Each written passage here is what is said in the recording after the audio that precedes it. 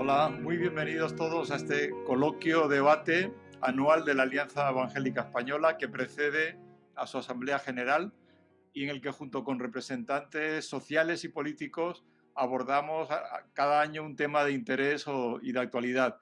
Aunque siempre se realiza en una ciudad concreta y con participantes locales, este año, como todos hemos vivido, la pandemia pues, nos ha obligado a hacer todo tipo de encuentros de forma virtual. Para esta ocasión, en este encuentro concreto, la Junta de la Alianza decidió invitar a representantes vinculados a los diferentes partidos políticos del Congreso de los Diputados, con representación nacional, legitimados, por lo tanto, por el voto democrático de los ciudadanos españoles. Tras dirigirnos a los mismos, agradecemos de corazón a los representantes de Cristianos Socialistas, del Partido Popular y de Vox que hayan querido y podido acompañarnos. Los iré presentando según de el paso a cada una de sus intervenciones. Esperamos que en el futuro podamos contar con la presencia de Unidas Podemos y Ciudadanos, que en este encuentro, pues, pese a nuestros esfuerzos, no ha sido posible. Como ya sabéis, como el tema central tratará algo súper importante y que es de inmensa actualidad, es legislando las libertades, libertad de expresión y de conciencia, hasta dónde puede y debe llegar la ley. Como dijo Marco Zapata, presidente de la Alianza, antes de la pandemia estábamos siendo objeto como sociedad civil de iniciativas legislativas que posiblemente suponían un riesgo para el Estado de Derecho y el régimen de libertades. Y la pandemia ha acelerado algunas de estas leyes sin la reflexión pausada y la aportación de la sociedad civil de la que somos parte. Los recientes disturbios en torno a la prisión de Hassel no hacen más que poner bajo el foco hasta dónde y cómo es importante, delicado y necesario legislar los límites de las libertades de expresión, de conciencia, de educación y otras tantas. El formato que vamos a seguir será una presentación corta de 8 minutos de cada uno de los representantes, cristianos socialistas, Vox, PP y la Alianza Evangélica, en ese orden, que será seguida de respuestas también en ese mismo orden, con matizaciones en muy breve tiempo, unos 4 minutos, y luego ya pasaremos a un debate y un coloquio en el que desde ya nos podéis estar pasando por el chat las preguntas que consideréis oportunas relacionadas con el tema y si van dirigidas a un ponente concreto o si es para toda la mesa. Y ya sin más paso a presentar al primer participante, que es Juan José Longarela, secretario de organización del Grupo Federal de Cristianos Socialistas, SOE, aclarando que habla como parte de este grupo federal y no como representante en sí del Partido Socialista. Cuando quieras, Juan José, adelante. Buenas tardes a todos. Muchas gracias por la presentación, Pedro, y por la invitación. Efectivamente, como representante de un grupo de afiliados al Partido Socialista que nos agrupamos bajo... Estamos teniendo problemas con el audio de Juan José. Mientras intentamos solucionarlo, para no dejar a vacío este tiempo, pasamos al siguiente participante. Y ya cuando se arregle la conexión, daremos de nuevo lugar a Juan José Longarela. El segundo participante es Pablo Gutiérrez de Caviedes. Él es abogado, catedrático de Derecho Procesal y diputado de Vox en la Asamblea de Madrid. Adelante, Pablo, te escuchamos. Muchas gracias, Pedro. Pues en primer lugar, agradecer sinceramente vuestra invitación para participar en el encuentro nacional de la Alianza Evangélica Española y deciros que de corazón, sinceramente, es para mí pues una alegría y un honor, una inmensa satisfacción el estar con vosotros, con hermanos en la fe cristiana que yo particularmente profeso y más para hacerlo pues en un encuentro que tiene la finalidad, el espíritu y la temática que aquí nos congrega, que os congrega y en la cual podemos participar como representantes de la sociedad democráticamente elegidos. La finalidad y el espíritu con el que lo abordáis, que es a la vez de profundo respeto al pluralismo político, pero a la vez también con una legítima, una necesaria preocupación por la participación libre y responsable en el debate social, en la vida pública, en la política, en las cuestiones de actualidad, con la intención, con el propósito, con la misión de la búsqueda del bien común y de transformar la sociedad y el mundo a la luz del Evangelio, cuestión que comparto plenamente. Y para hacerlo, como decía, en un encuentro que tiene la temática que tiene, que es ley y libertades, que es una cuestión trascendental, central, vital ahora mismo en nuestro país y en nuestra civilización. A la luz pues, de diversas iniciativas legislativas recientes, yo abordaré algunas de las más recientes y seguro que, desde luego, mucho más útil, más fructífero será el diálogo luego espontáneo que podamos tener, más que pues, lo que yo pueda aquí dirigir unidireccionalmente, ¿no? Pero en todo caso deciros que sí que comparto en lo que he podido ver sinceramente, personalmente, y creo que también Vox, y además aplaudo las propuestas que he podido ver de la Alianza en su formulación doctrinal, jurídica, social, política, moral, que no son sino de defensa de la libertad, en la cual creo y creemos profundamente.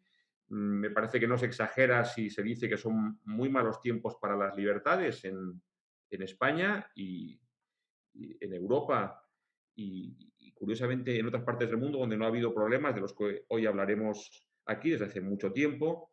Desde luego son malos tiempos para la libertad religiosa, de conciencia, de expresión. Hay momentos históricos en los que está en juego la propia cultura, la civilización, las libertades, el Estado de Derecho, la propia existencia de las naciones como tales.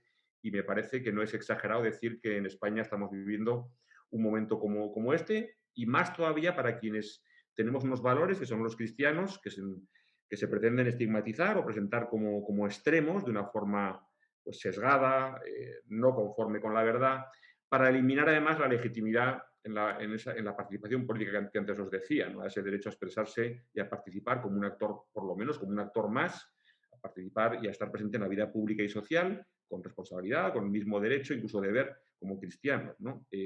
Cosa que se pretende negar a organizaciones cristianas o eclesiales de cualquier tipo, posiblemente en parte como consecuencia de abusos o de monopolios del pasado, pero que me parece que es una inercia y una sensación o una actuación que debería estar mucho más que superada, ¿no? Cuando es uno de los presupuestos o condiciones fundamentales de una democracia verdadera. Estamos viviendo unos ataques a las libertades paradójicamente acelerados en medio de la pandemia, como se decía antes, que han destacado los responsables de la Alianza y su presidente, concretamente Marcos Zapata. Y digo también que me ha impresionado positivamente, y os lo digo de corazón, no solo por ese planteamiento fraterno, sino de verdad intelectualmente, social y políticamente de corazón, que estoy muy de acuerdo con los planteamientos que he podido ver, sobre todo por su honestidad científica, intelectual, moral, de objetividad fáctica, que hoy en día no es, o sea, de conformidad con la verdad y con los propios hechos, cosa que a día de hoy no es algo tan obvio, debería ser obvio, pero nos encontramos muchas veces haciendo pedagogía de lo obvio. Y además muy conforme también con una actitud cristiana que está tan unida al propio origen y a la creación por los cristianos pues de la ciencia, del método científico, de las universidades, de las escuelas, de la prosperidad económica, ¿no? Os diría bastante más, pero veo que estoy consumiendo el tiempo y todavía prácticamente no he entrado, pero sí que os diría que vivimos, de acuerdo con nuestra formación política, y yo lo pienso sincera y hondamente, en un momento de ataque a las libertades, de un momento de ataque a la democracia, de un momento de ataque a instituciones moderadoras y de garantía del propio Estado, la justicia a la cual yo me dedico. Yo estoy en política para servir, con una vocación de servicio público, de paso, y luego volveré a mi profesión, pero la profesión a la que me dedico, tanto el mundo de la justicia como de la universidad, pues es esa la justicia que está siendo frontalmente atacada en su independencia, en la separación de poderes, en conceptos básicos que han constituido las democracias, el concepto de constitución de los estados modernos. Los medios de comunicación, el propio jefe del Estado, en la medida, el rey, en la medida en que es una figura moderadora y de garantía de la Constitución, en múltiples leyes. Os diría rápidamente porque veo que pues en las leyes educativas, que son fundamentales, en las que la conocida como Ley CELA ha llevado a cabo un claro ataque frontal a los derechos fundamentales de la familia, de las personas, a la patria potestad como responsabilidad, derecho y deber de los padres. Nosotros hemos pedido como una posición de mínimos prácticamente, como un instrumento meramente defensivo, el PIN parental, frente al adoctrinamiento ideológico, a la imposición y la invasión por el Estado del ámbito de los derechos fundamentales de la persona y de la familia, simplemente como mera aplicación del artículo 27 del derecho fundamental a la libertad educativa y a que los poderes públicos deberían garantizar, no atacar, para garantizar que los padres tienen el derecho a que sus hijos reciban la formación religiosa y moral que es conforme a sus convicciones. En el ámbito educativo tenemos una propuesta que luego podemos explicar más, que es la del cheque escolar, que sería la que hondamente permitiría esa plena libertad sin discriminación económica, sin discriminación ideológica, para que una persona pudiera tener vía desgravación fiscal el dinero que cuesta una plaza de enseñanza y poder elegir libremente el centro escolar de acuerdo con el ideario, con su fe, con la especialización del centro, con lo que fuera, y poder tener una plena libertad de elección. Pero por lo menos, como posición de mínimos, defender el derecho de los padres a que sus hijos sean educados principalmente por ellos, con una concepción, bueno, de la ministra que hemos oído alguna vez y que podremos comentar después. También con la llamada legislación de género, en la que lo que se está haciendo es legislar de una forma especial algo que no son y contemplar como derechos especiales algo que no debía ser abordado con ese carácter especial, porque resulta discriminatorio y a veces denigratorio, denigrante para las personas por su libre orientación sexual,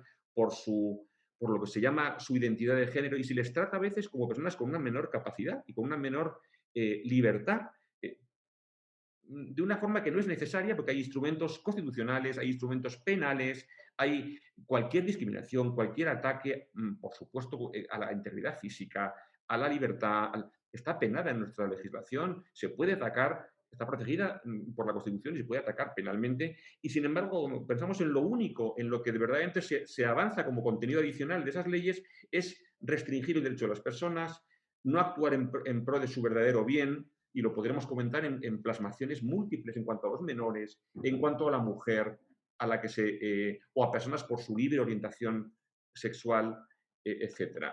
Y así ocurre también, por ejemplo, por ir terminando, porque veo que creo que estoy consumiendo el tiempo, por ejemplo, la ley de eutanasia, en la que se instaura una verdadera cultura de la muerte frente a una cultura de la vida, frente a lo que son los cuidados paliativos, por ejemplo, que es la atención, el cuidado, el amor, podríamos decir, al enfermo, el alivio de su dolor, pero que por tanto nunca permite el encarnizamiento terapéutico, por ejemplo, pero que tampoco legitima el que el Estado pueda provocar la muerte directamente de un ciudadano o que pueda permitir esa provocación de la muerte, que es una respuesta claramente pobre y contraria a los derechos y deberes del Estado, a la misión esencial de la medicina y al juramento hipocrático del propio médico, a los derechos de la persona. Por tanto, vemos que se están abordando, y ya termino con ello, cuestiones tan trascendentales como la vivencia del ser humano, su educación, incluso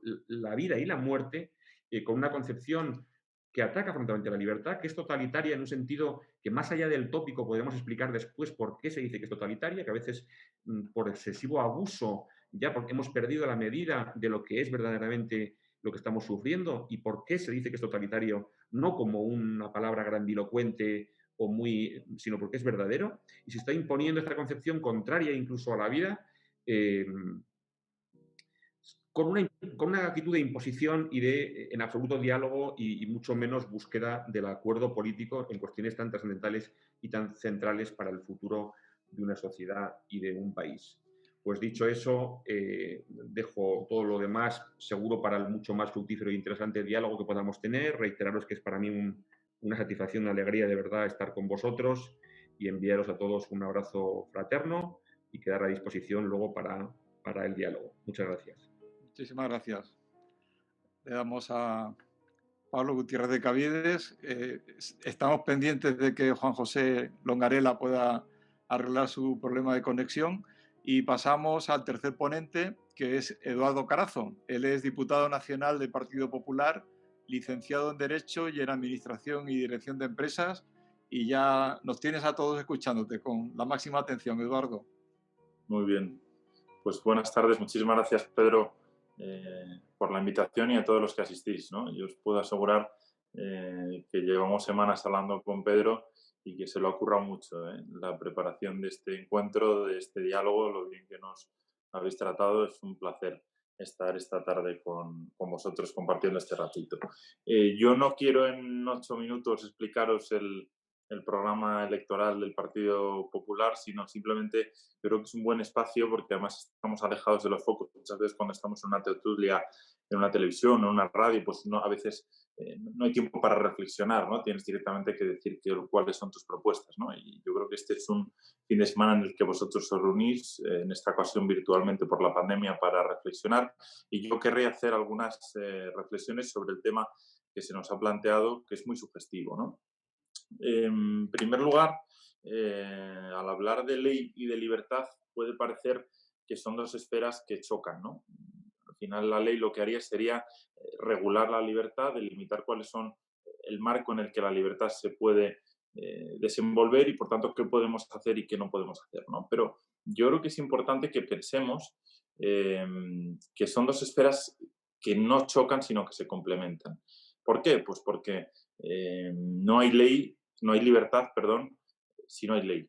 La libertad absoluta al final nos llevaría a la anarquía y a la ley del más fuerte, ¿no? Y por tanto es importante, y hemos ido aprendiendo a lo largo de los siglos, cómo solo con un Estado de Derecho fuerte, solo con un Estado constitucional, podemos tener verdadera libertad, ¿no? Y nuestras libertades solo pueden estar garantizadas cuando existe ese Estado, ¿no? Unos pensamos que el Estado tiene que ser más ligero, otros piensan que el Estado tiene que ser más grande, pero yo creo que de ahí tenemos que estar todos de acuerdo, ¿no? En que es importante que exista un marco jurídico, un marco constitucional que garantiza la propia práctica de las libertades, ¿no? Un Estado constitucional que en la concepción anglosajona es una defensa frente al Estado, frente al poder, ¿no? Y que surge además precisamente del derecho de libertad religiosa, de minorías que eran perseguidas por sus ideas, por su fe, por sus ideas religiosas, y que empiezan a reivindicar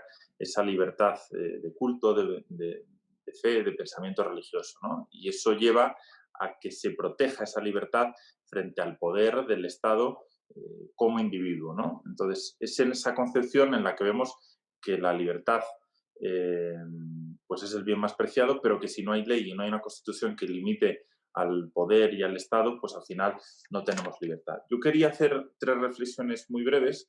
Como es un tema muy teórico y nos podemos ir mucho por las ramas, sobre 3 cuestiones concretas. Previamente quiero decir que, lógicamente, las leyes pueden contribuir a aumentar la libertad, a proteger la libertad, pero también a achicarla, ¿no? Decía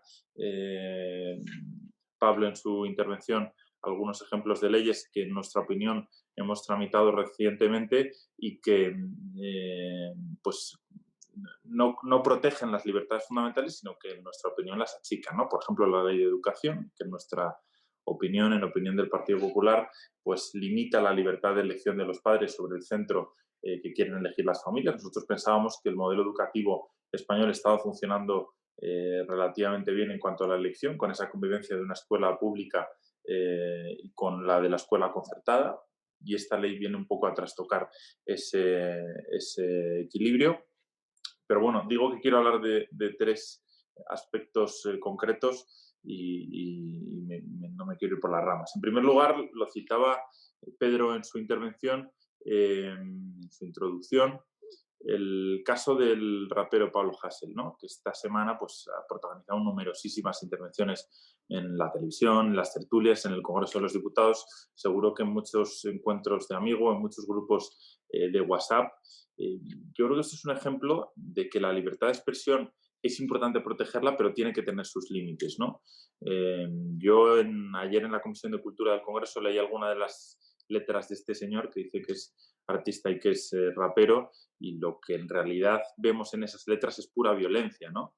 Y hablaba de la paradoja de la tolerancia de un autor muy importante para la democracia, que es Karl Popper, que escribió al final cuando todavía no había acabado, estando el exiliado en Nueva Zelanda, un libro que es La sociedad abierta y sus enemigos, y ahí lo que nos dice Popper es que tenemos que ser tolerantes con todos, menos con los intolerantes, ¿no? Menos con los violentos, con los que llaman al homicidio, al delito, porque en ese caso destruirán la libertad y, por tanto, no podrá haber tolerancia, ¿no? Es lo que ocurrió, por ejemplo, en la Alemania nazi, lo que ocurrió en la Unión Soviética con los comunistas, ¿no? Al final triunfan los intolerantes y acaban con cualquier resquicio de libertad y, por tanto, con la tolerancia. Y ahí nosotros tenemos que mostrarnos intolerantes. El segundo caso reciente que quiero tocar es el de las redes sociales, ¿no? Veíamos que hace un mes aproximadamente Twitter suspendía la cuenta del expresidente ya de los Estados Unidos, de Donald Trump, y eso ha generado un debate muy grande sobre qué es la libertad de expresión, sobre cuáles son sus límites y sobre cuál es el papel incluso de las redes sociales, ¿no? Este es un tema que es muy complicado porque bueno, es un tema muy novedoso. Muchas veces se nos pide a los políticos que demos solamente respuestas, ¿no? Pero yo creo que está bien a veces también hacerse preguntas. Y yo, desde luego, no tengo la respuesta clara a este caso de las redes sociales, pero yo creo que sí que tenemos que ser especialmente cuidadosos en cuáles son los límites de la libertad de expresión. Ya digo que hay límites, lo vemos con Pablo Hasél, pero tenemos que ser cuidadosos con lo que puede llegar a ser censura, ¿no? Yo creo que en ese caso el límite a la libertad de expresión lo marca el Código Penal con los delitos de injuria, de calumnia, lo marca la incitación a la violencia, la incitación al odio, pero yo creo que eso tiene que ser un juez quien lo determine, no una red social que al final es una empresa privada, ¿no? Se da la paradoja de que el ágora pública en estos momentos no son las plazas, no es la tribuna, no es el templo, sino que muchas veces es la red social, ¿no? Pero la red social es donde nos expresamos en público, donde nos comunicamos con los demás, donde hacemos esas relaciones sociales, pero resulta que es un espacio que pertenece a empresas privadas, ¿no? Y entonces nos podríamos plantear si esas empresas privadas, igual que en una discoteca o en un restaurante, podrían tener un derecho de admisión, ¿no? Y decir quién entra y quién no entra. Yo creo que hay un derecho fundamental que es el de libertad de expresión, igual que no te pueden discriminar, por ejemplo, por tu raza, y decirte que tú no entras a un local por ser de una raza determinada, porque eso sería un delito y estaría amparado por la Constitución. Yo creo que esto es lo mismo. Hay un delito, hay un derecho fundamental que es la libertad de expresión y creo que eso hay que tutelarlo, ¿no? Y por tanto que no deberían ser las redes como empresas las que censuren las cuentas que se salgan de esas libertades, sino que deben ser un control judicial cuando se cometa un delito, ¿no? Y luego, el tercer punto y último, porque veo que se me pasa el tiempo ya, es que frente a esas leyes existe un derecho que es el de la objeción de conciencia, ¿no? Es verdad que no es un derecho absoluto, porque entonces cualquiera podríamos decir que no nos gusta esta ley, por ejemplo, una ley, las leyes de Hacienda, ¿no? Y a mí no me gusta pagar el IRPF y entonces no lo pago porque objeto, ¿no? Eso no puede ser. Pero sí cuando se trata de cuestiones morales, por ejemplo, con la ley de eutanasia, por ejemplo, con la ley del aborto, esas leyes al final, que nosotros estamos votando en contra en el Congreso y que se están tramitando en estos momentos, pero al final lo tienen que aplicar personas concretas, lo tienen que aplicar médicos, enfermeras, y debe existir ese derecho a la objeción de conciencia regulado en esas leyes que a nosotros no nos gustan, pero si se aprueban debe existir ese derecho a la objeción de conciencia para que esas personas no se vean violentadas en lo más íntimo de su ser, en su esfera moral, en su esfera ética, ¿no? Ahora mismo solo existe una referencia expresa que es el de los militares en la Constitución española, en el artículo 32, para no realizar los servicios militares, aunque ahora no existe el servicio militar obligatorio cuando se tiene objeción de conciencia, pero yo creo que tenemos que también ir regulándolo en aquellas cuestiones morales profundas para que quien tenga que aplicar directamente esas leyes que, por ejemplo, pueden atentar contra la vida, pues pueda estar protegido por ese derecho a la objeción de conciencia. He lanzado aquí varios temas, como digo, porque es un tema que daría para una conferencia de 3 horas y media, pero yo creo que algunos de los temas de actualidad ahí están encima de la mesa y seguro que en el coloquio después y con vosotros y con vuestras preguntas podemos hablar de muchas más cosas. Muchas gracias. Muchísimas gracias. Te damos por esta aportación tan, como dices, lanza temas apasionantes, pero bueno, seguro que después en la segunda participación y en las preguntas vamos a andar en algunos o todos ellos. Y tenemos ya a Juan José Longarela, que ha conseguido arreglar la dificultad que tenía con la conexión, así que le damos paso al secretario de organización del Grupo Federal de Cristianos Socialistas. Adelante, Juan José. Buenas tardes, Pedro. Espero que me oigáis y me veáis, porque antes de repente he desaparecido. Creo que ya he conseguido solucionarlo. Antes de empezar, solamente porque ha habido más gente que se ha ido sumando, después de las intervenciones tanto de Pablo como de Eduardo, yo no soy político o profesional, es decir, yo pertenezco a un grupo de creyentes que estamos afiliados al Partido Socialista y nos reunimos y tratamos de reflexionar sobre la vida y de llevar nuestro compromiso religioso a la política. Y básicamente lo que yo había preparado pues, es un pequeño texto sobre la libertad de expresión y luego tratar de aportar lo que pueda. Y lo digo por diferenciar un poco el asunto, porque veo que estáis tocando temas que a mí se me van a escapar con toda seguridad. En cuanto al tema que nos ocupa, o por lo menos de la libertad de expresión, bueno, las Cortes de Cádiz ya reconocieron por primera vez en la historia de España la libertad de imprenta mediante el decreto del 10 de noviembre de 1810 y en la Constitución, en el artículo 317, decía que todos los españoles tienen libertad de escribir, imprimir y publicar sus ideas políticas sin necesidad de licencia, revisión o aprobación alguna anterior a la publicación, bajo las restricciones y responsabilidad que establezcan las leyes. Es un poco también lo que había dicho antes Eduardo, ya vemos que en Cádiz ya aparece. Después del fin de la Segunda Guerra Mundial se introduce en la Carta Universal de las Naciones Unidas de Derechos Humanos en 1948, en el redactado de las Naciones Unidas de 1945 y es recogido por las constituciones de todos los estados democráticos actuales.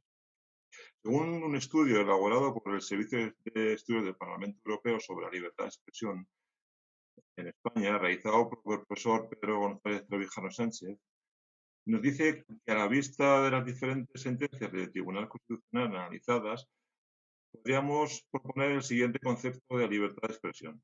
Un derecho universal que triunfa, o sea, que disfruta toda persona para transmitir sus ideas, pensamientos, opiniones, creencias y juicios de valor, sin más límite genérico que evitar expresiones injuriosas y vejatorias. Y siguiendo con más acepciones de esta expresión de libertad de expresión, el Diccionario Español Jurídico habla que la libertad es la libertad que comprende las facultades que puede ejercer un ciudadano como titular del derecho a la comunicación y que comprende la libertad de expresar y difundir libremente los pensamientos, ideas y opiniones mediante la palabra, el escrito o cualquier otro medio de reproducción. La libertad de producción y creación literaria, artística, científica y técnica, y la libertad de cátedra y la libertad de comunicar libremente información veraz por cualquier medio de difusión. La libertad de expresión tiene como finalidad proteger la manifestación de pensamientos, de ideas y opiniones emitidas a través de cualquier medio o cualquier persona. Y esta libertad permite a los sujetos manifestar sus ideologías, sus pensamientos y creencias sin sufrir una intromisión por parte de nadie. El artículo 19 de la Declaración Universal de Derechos Humanos se alude a este concepto, estableciendo literalmente que todo individuo tiene derecho a la libertad de opinión y expresión. Y este derecho incluye el de no ser molestado a causa de sus opiniones, el de investigar y recibir informaciones y opiniones y de difundirlas sin limitación de fronteras por cualquier medio de expresión. Este derecho no está exento de limitación y que hace acto de presencia cuando mediante los comentarios, las afirmaciones o expresiones se vulneran derechos de otros, como puede ser el derecho al honor, a la intimidad, a la integridad de otras personas. Y además de lo anteriormente, también están siendo sancionadas y de manera severa conductas que constituyen injurias, calumnias, apología de la violencia, apología del terrorismo, incitación al odio, conductas que a menudo están viéndose que terminan volcándose en las redes sociales, como estamos viendo durante estos días atrás con el ejemplo de este señor Hasél.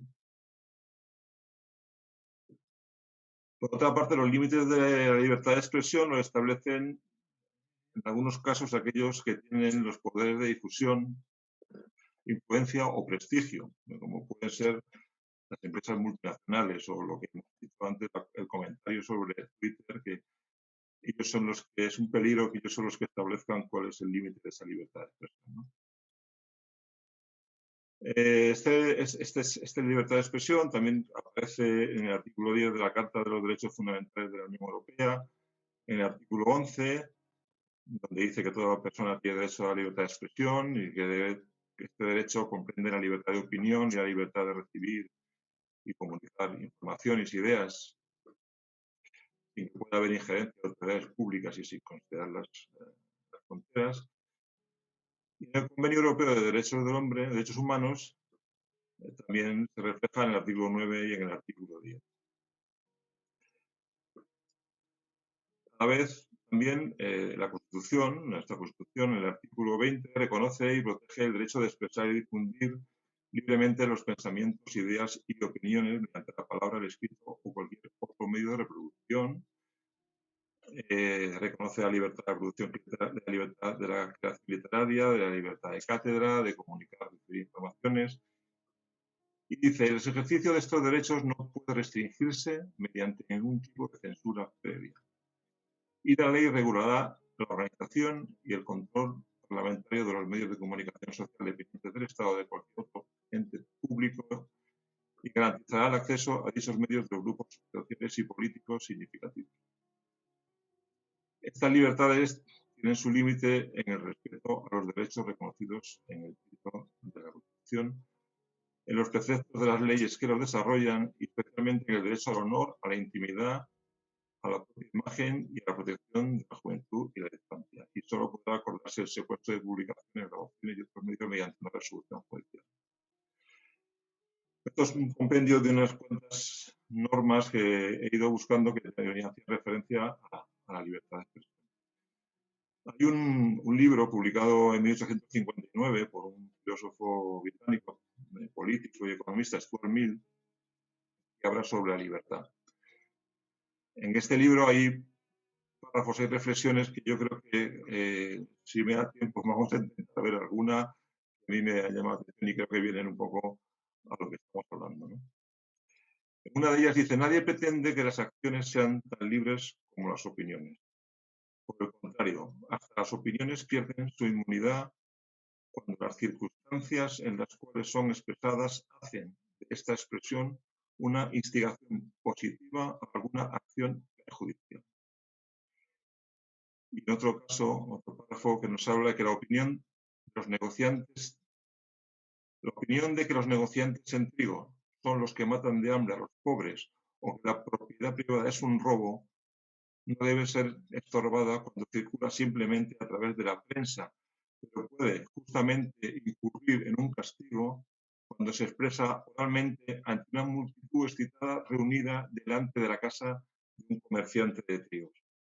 Yo creo que esta refleja muy bien hasta dónde puede llegar la libertad de opinión y hasta dónde esa libertad termina, donde puede generar violencia, donde puede generar cualquier tipo de problema. Y ya me he pasado los 7 minutos, con lo cual ya me callo ahora mismo. Muchas gracias. Ha sido el que más ha cumplido el tiempo. O sea, siempre damos unos segundos de gracia, pero en tu caso has cumplido la ley exactamente.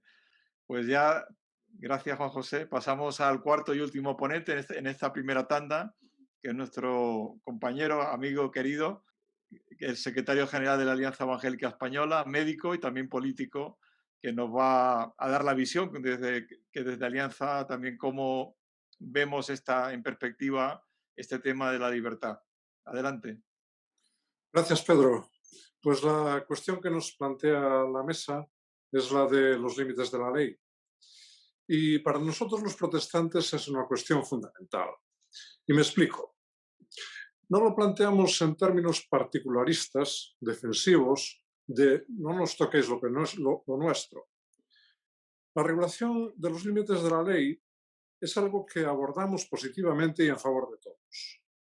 Los protestantes no presentamos barreras al sistema democrático, sino aportamos bases para su desarrollo saludable. Y quizás para entenderlo hay que aclarar que en los países del sur de Europa la democracia se abrió paso frente al poder religioso, mientras que los de cultura protestante la Biblia fue la fuente de las libertades políticas. Y esto que acabo de decir seguro que suena extraño en España, pero quizás es porque a veces se opina sobre la Biblia sin leerla mucho, y este país necesita volver a leer la Biblia. Justamente a partir del concepto bíblico del ser humano como un ser caído que necesita regeneración integral, el protestantismo enfatizó la necesidad de controlar el ejercicio del poder. Y de esto nos hablaba justamente antes Eduardo, cuando hablaba del enfoque de los países anglosajones de control del poder. Bien, efectivamente, es bien conocido el énfasis protestante en los controles y contrapesos, los checks and balances, el reconocimiento de las responsabilidades de la sociedad civil, la exigencia de rendición de cuentas de los gobernantes y, muy importante, el respeto a los derechos de la persona. En la mentalidad protestante, construida sobre una antropología bíblica, el meollo de la democracia reside en el control del ejercicio del poder, en poner límites adecuados a cualquier poder, y esto incluye al poder legislativo. Una consecuencia natural es el respeto a las esferas de soberanía y a los derechos de la persona. En la cosmovisión bíblica, estos derechos no pueden ser conculcados por el poder político ni por el legislativo, por mucha autoridad que se arrogue. Y el caso de Nabot, que pueden ustedes leer en Primera de Reyes 21, es paradigmático. Por tanto, la libertad de conciencia y el derecho a la objeción de conciencia como límite a la imposición omnímoda de la ley surgieron de forma natural en los países de cultura protestante. Lutero, en aquella actitud tan conocida, reivindicativa, frente al poder político y el religioso, lo dejó claro en la Dieta de Worms. Mi conciencia está ligada a la palabra de Dios. En ese momento estaba señalando un límite al poder absoluto, reclamando que hay áreas, como la conciencia, que el poder político no debe invadir. La democracia surgió, la democracia occidental, sin duda, de esa reclamación del derecho a la disidencia sobre la libertad de conciencia. No hay democracia sin libertad de conciencia y sin derecho a la objeción de conciencia. El derecho a la disidencia responsable es una marca de la democracia. Esto es consustancial, este derecho a la disidencia, al protestante, pero crea alergia en la mentalidad tridentina española. Y de esta mentalidad participan igualmente muchos no creyentes españoles de todo signo. En el entorno protestante surgió la primera enmienda a la Constitución de los Estados Unidos. El Congreso no podrá hacer ninguna ley con respecto al establecimiento de la religión, ni prohibiendo la libre práctica de la misma, ni limitando la libertad de expresión ni de prensa, ni el derecho a la asamblea pacífica de las personas. Por tanto, ninguna religión puede establecerse como religión de Estado, ninguna en esta primera enmienda. ¿Por qué traigo esta colación?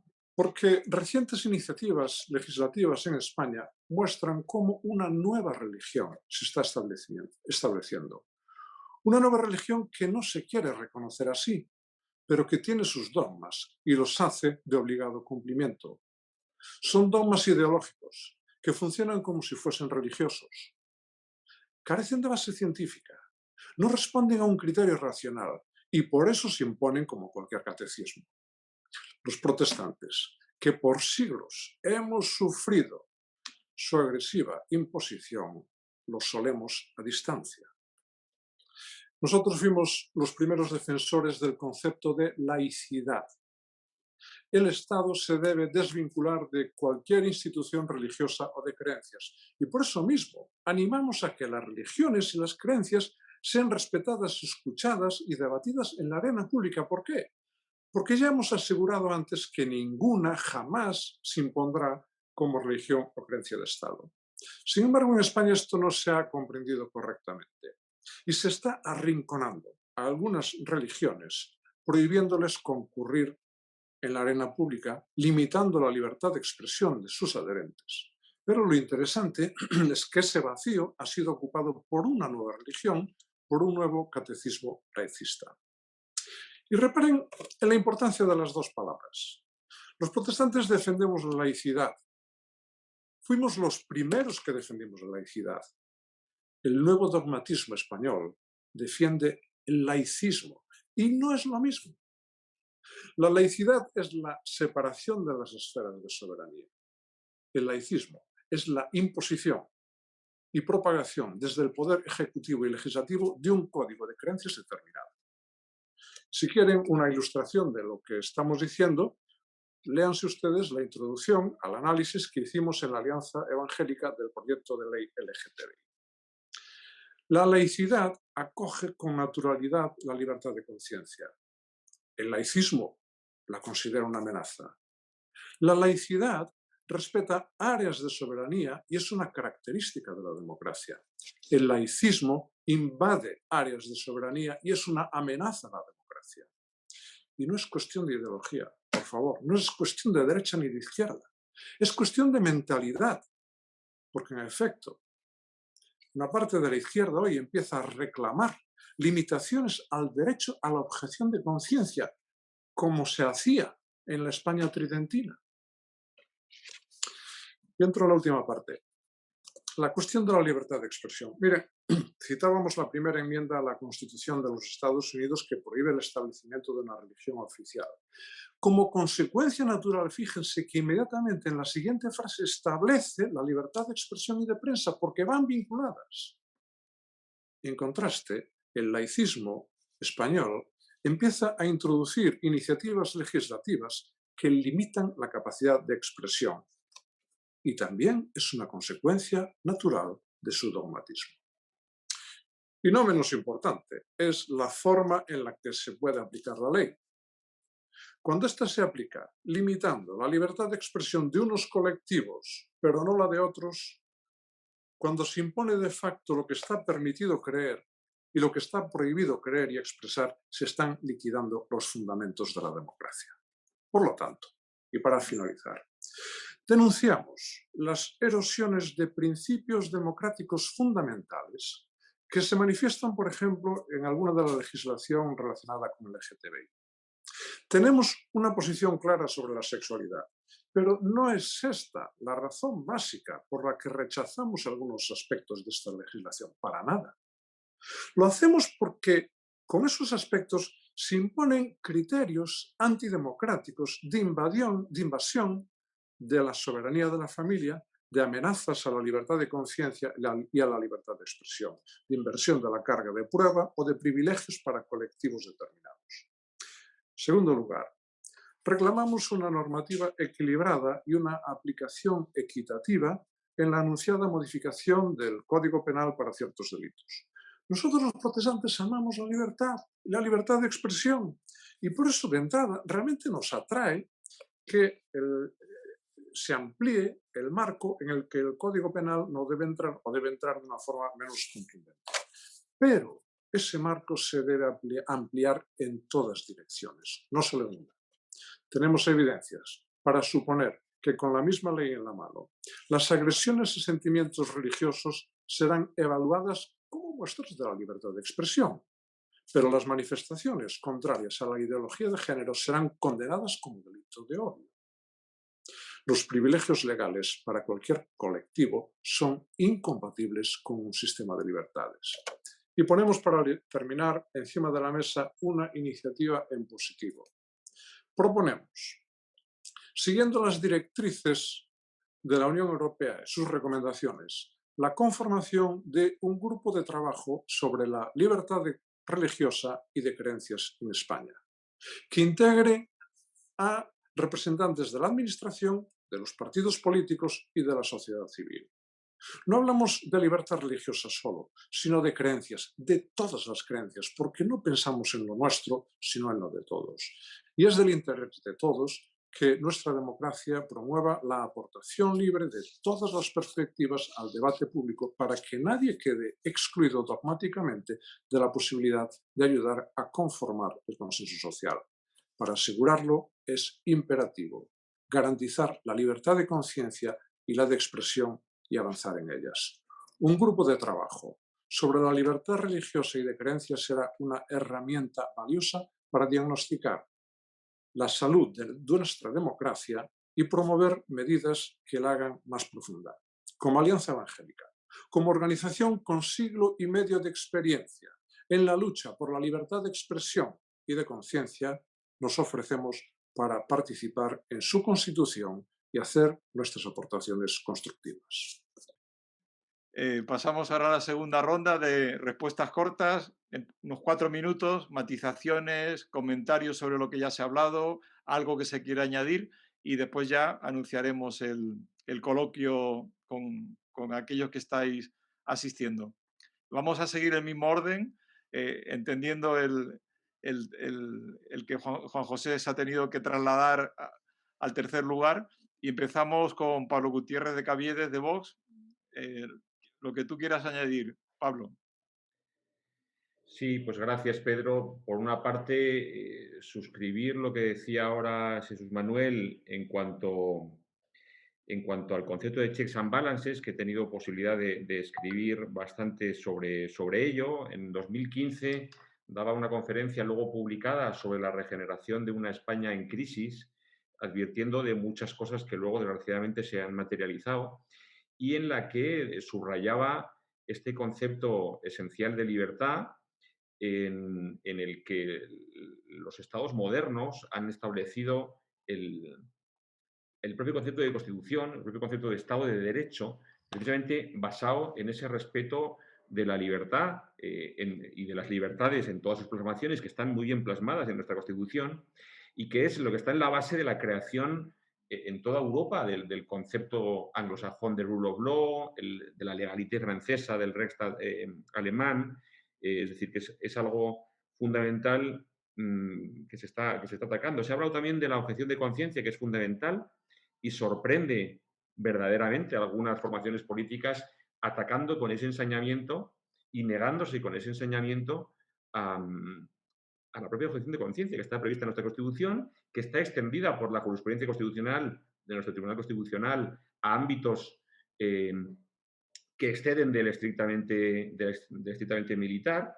A eso me refería cuando hablaba de una posición de mínimos defensiva, que no es la que nosotros sostenemos, pero por lo menos de mínimo sostenemos y defendemos esa plasmación mínima de la objeción de conciencia, que es al fin y al cabo el PIN parental no es más que una plasmación de ese derecho fundamental a objetar la propia conciencia y a poner en práctica derechos fundamentales que tienen que ver con la persona, con la paternidad, con la patria potestad, con la familia, que están contempladas y protegidas en nuestra Constitución. Se hablaba de disidencia, que es una cuestión fundamental. No en vano la fundación creada en el entorno más o menos de nuestra formación política, de Vox, se llama así, se llama disenso, precisamente para poner de manifiesto la importancia y desde luego el derecho a disentir de un pensamiento que se quiere de nuevo único y se quiere imponer. Se ha hablado también de nuevo catecismo, es algo que yo he dicho en alguna ocasión, es decir, que por inercias, de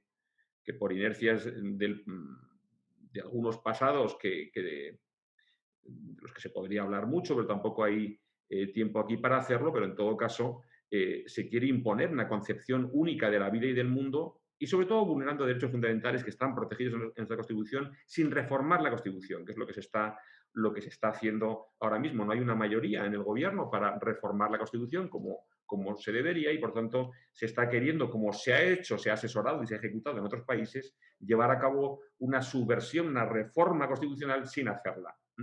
Se ha hablado también de la libertad religiosa, de cuya ley orgánica, que por cierto fue el primer derecho fundamental que obtuvo desarrollo mediante ley orgánica en nuestro país, en España, fue el derecho fundamental a la libertad religiosa, como una de las grandes cuestiones que tenían que resolverse con la llegada de la democracia en España, cuestión que era fundamental, desde luego, para algunas confesiones que no eran mayoritarias. Entonces, y que no habían gozado, por tanto, de esa libertad religiosa en el régimen jurídico-político anterior a la democracia, como es manifiesto que ocurre, por ejemplo, con la protestante, ¿no? Es decir, que debe haber una labor de... Se hablaba también de laicidad y laicismo. Me parece que Francia nos está... No sé cuánto tiempo me queda, Pedro, pero... 30 segundos legales y de gracia un poquito más. Pues nada, que el Estado debe al final no solo permitir, sino también facilitar la asistencia, la formación religiosa, porque el hecho religioso no solo es un derecho, sino es un bien para la sociedad y en todo caso, desde luego, es un derecho fundamental. Mientras, como dice nuestra Constitución y la jurisprudencia y la ley orgánica, mientras no atenten contra el orden público, que es precisamente, por ejemplo, orden público es precisamente incitar al odio o a la violencia contra alguien por razón de sus ideas, de su sexo, por cualquiera de las circunstancias discriminatorias que están vedadas en nuestra Constitución en el artículo 14. Hecho religioso que debe respetarse tanto en el ámbito público como en el privado. En el privado, por supuesto, pero también en el público. Está habiendo restricciones, que luego podemos hablar de ellas, y discriminaciones en cuanto a la libertad religiosa, por ejemplo, de culto en su manifestación comunitaria, pública, colectiva, con razón de la pandemia o con excusa de la pandemia. Pero luego comentaremos, porque entonces ya ha terminado el tiempo, el ejemplo que nos está dando Francia, por ejemplo, que es la cuna de la laicidad, pero de una laicidad positiva, como no confesionalidad, igual que nuestro Estado, que no es confesional, pero que no es indiferente al hecho religioso, que lo respeta y lo promueve, que es muy distinto al laicismo excluyente, negacionista, por cierto, como tanto gusta decir algunas formaciones políticas, sobre todo en cuanto a la nuestra, pues es una negación, es una beligerancia en cuanto al hecho y la libertad religiosa. Luego pondré de manifiesto, o si no lo digo en 10 segundos, por ejemplo, el presidente de la República Francesa, socialista, Hollande, por ejemplo, firmaba recientemente, bueno, cuando en el final de su mandato, un convenio de colaboración con las iglesias, la Iglesia Católica, la Federación Protestante de Francia, la Federación de Ayuda Mutua Protestante, en el Palacio del Elíseo, es decir, en un lugar, en la cúspide simbólica del Estado, de colaboración con esas religiones, dándonos un ejemplo, como se ha dado reiteradamente y como ha ocurrido con otros presidentes franceses, en cuanto a lo que es la diferencia entre la laicidad, la aconfesionalidad, que es el régimen que tenemos en España, y no el laicismo beligerante y el ataque al hecho religioso, a la libertad religiosa. Nada más, muchas gracias. Muchas gracias, Pablo, también. Seguro van a haber muchas preguntas, está habiendo una avalancha y saldrán temas también de los que hemos hablado. Damos paso ahora a Eduardo Carazo, diputado nacional del PP. Tienes tu tiempo, Eduardo, adelante. Muy bien. Bueno, pues se han planteado muchas cosas. A mí la intervención de Jesús Manuel, la verdad, que ha sido muy sugerente, ¿no? Y ha tocado en muy poco tiempo muchos temas, ¿no? Yo creo que hablando de esa concepción de la libertad que tenemos en España y que ha derivado, por supuesto, a la Constitución del 78 y de la democracia, pero si tiramos hacia atrás hay una cosa que nos une a todos los cristianos de distintas confesiones, ¿no? Que es que yo creo que una de las contribuciones fundamentales al propio concepto de persona es el cristianismo, ¿no? Y es el mensaje del Evangelio. Si leemos algunas cosas de las que quedan de derecho romano, en ocasiones los propios negocios jurídicos o las propias, algunos de los miembros de las familias o los esclavos eran tratados como cosas, ¿no? Y lo que viene a decir el mensaje del Evangelio, entre otras muchas cosas, es que todas las personas tienen dignidad, ¿no? Y eso, como semillas, se va desarrollando a lo largo de los siglos, por supuesto, como libertad religiosa en los países protestantes, en los que piden poder expresar su fe y vivir su fe con libertad, y eso lleva al control del poder, que había estado muy ligado al de la Iglesia en muchos de los países europeos, pero también en la tradición española tenemos, que era una tradición católica, tenemos reivindicaciones de esa libertad individual frente al poder, ¿no? Hay unos versos de Calderón en El alcalde de Zalamea, que es una obra del siglo XVII, que dice eso de la vida y la hacienda, diciéndoselo al rey, la vida y la hacienda a vos os la doy, pero el honor es del alma y el alma solo es de Dios, ¿no? Al final ahí vemos cómo ya en el siglo XVII en España había esa reivindicación de los derechos, de las libertades individuales, de la conciencia frente a los abusos del poder, ¿no?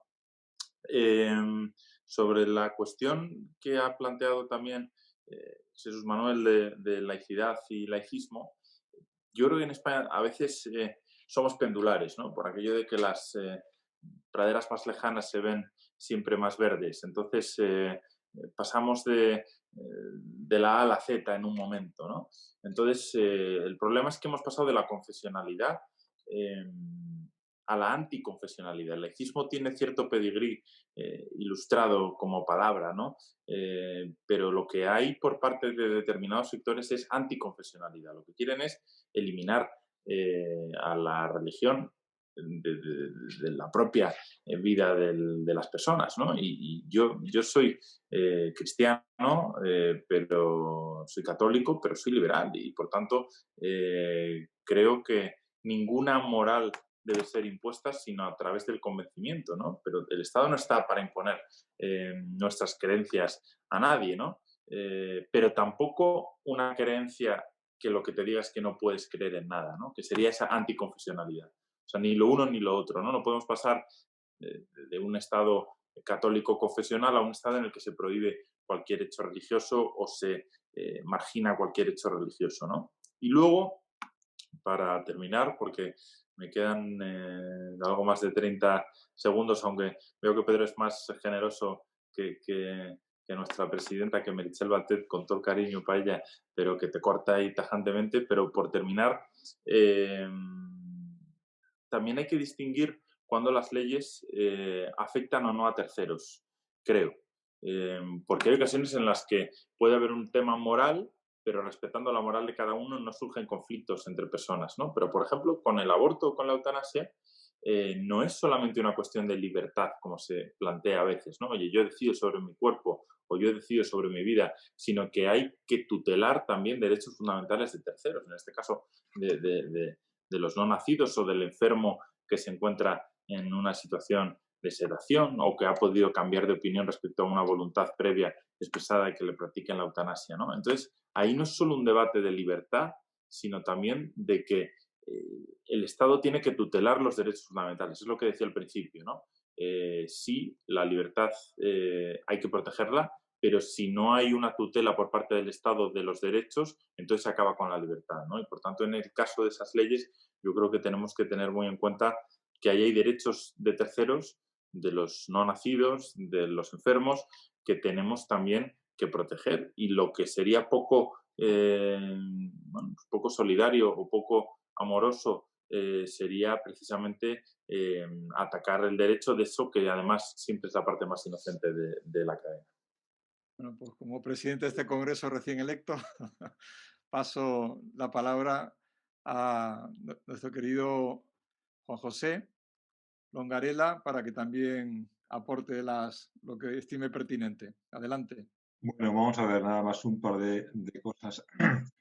Quería hacer referencia también a una comunicación de la Comisión del Parlamento Europeo y que nos hablaba sobre el peligro de la desinformación y la lucha contra la desinformación, que creo que es un tema que ahora mismo llena los periódicos y que probablemente es fruto de otras situaciones que se han dado o que se han dado en países como Estados Unidos o demás, ¿no?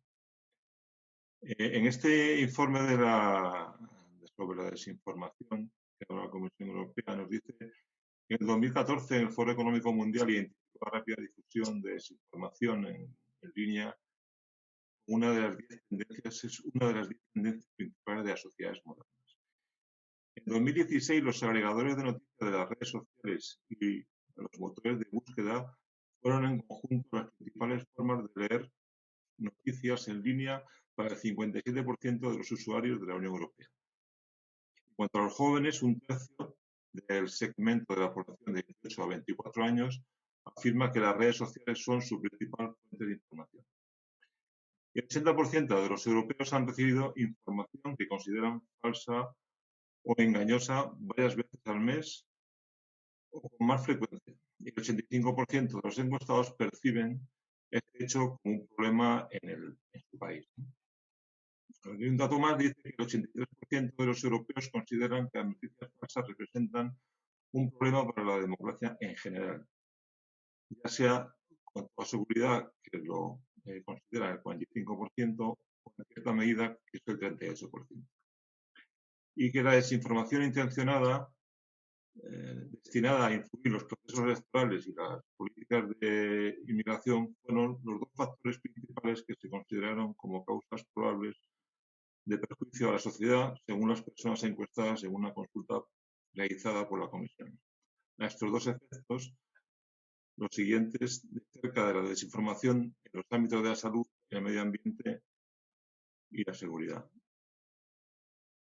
Simplemente es un dato más para poner encima de la mesa, y es decir, la protección o la posibilidad de que desde el Estado o desde los gobiernos traten de proteger la información veraz, protegerse de las injerencias que puedan realizar otros países en procesos electorales o en cualquier otra situación.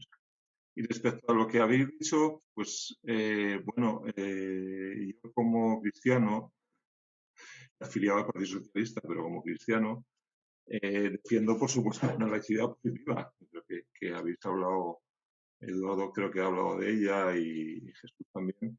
Y yo creo que no hay ninguna duda que nuestro grupo defiende ese tipo de igualdad. Creo que desde los poderes debe de mantenerse la libertad de conciencia, debe de facilitarse la libertad religiosa, debe facilitarse que cada creencia pueda realizar sus ritos, sus cultos, y pienso que sería positivo realizar una ley de conciencia donde pues a lo mejor se sobrepasen o se superen la ley del año de la libertad religiosa del año 30 y se pueda hablar de equidistancia, se pueda dejar de que haya determinadas las relaciones entre iglesia o las iglesias y el Estado sean distintas dependiendo de si se trata de la Iglesia Católica o se trata de cualquier otra. Creo que esto hay que tratar de ir superando y bueno, Francia yo creo que es un buen ejemplo que lo habéis puesto antes y yo creo que es un buen espejo en el que mirarse en cuanto a la laicidad. Bien, la verdad es que para mí está siendo muy agradable esta conversación, estoy aprendiendo mucho y creo que está cumpliendo con los objetivos que nos habíamos planteado como alianza.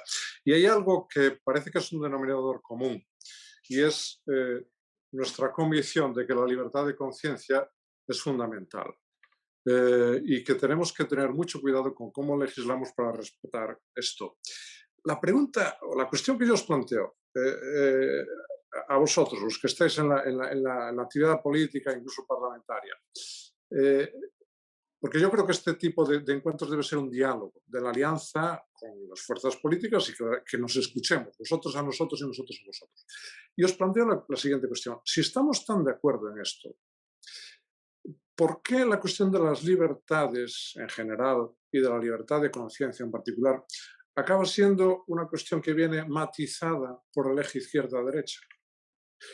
¿Qué debemos hacer para que cuestiones tan fundamentales como estas sobrepasen de verdad todos los tics ideológicos y se conviertan en algo por lo que todos luchemos? Y que no haya sospechas de que cuando uno está defendiendo esto es porque es de derechas y cuando defiende otra cosa es porque es de izquierdas. ¿Cuándo liberaremos a la libertad de conciencia y de expresión de la armadura, de los clichés de la izquierda y derecha? Es una pregunta que os hago y que os pido además que vosotros desde vuestros partidos os pediría que trabajéis por esto. Y la siguiente cuestión, muy breve, me va a sobrar tiempo, voy a tener de verdad puntualidad protestante.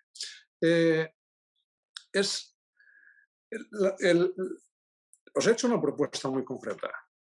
La creación de un grupo de trabajo sobre la libertad de conciencia y religiosa, de creencias y religiosas en España, que integre a representantes de la administración, de los partidos políticos y de la sociedad civil. Bien, yo sé que aquí no estamos para negociar.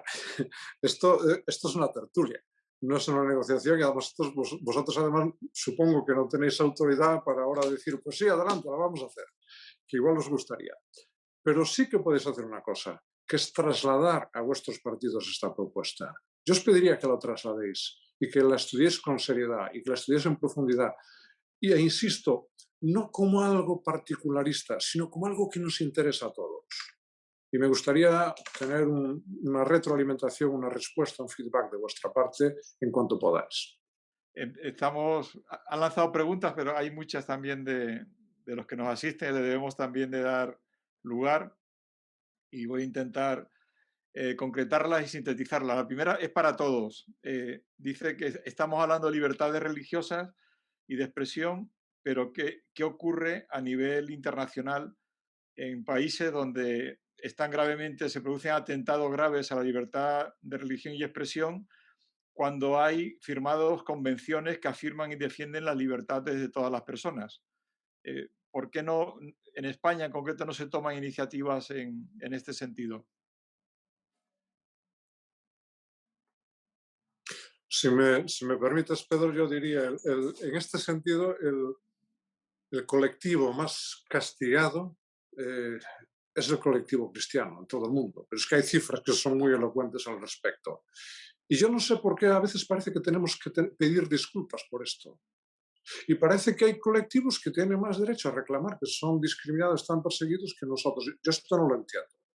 Y me rebelo contra esto y luego digo con toda claridad, aquí que somos amigos y fuera, en todas partes.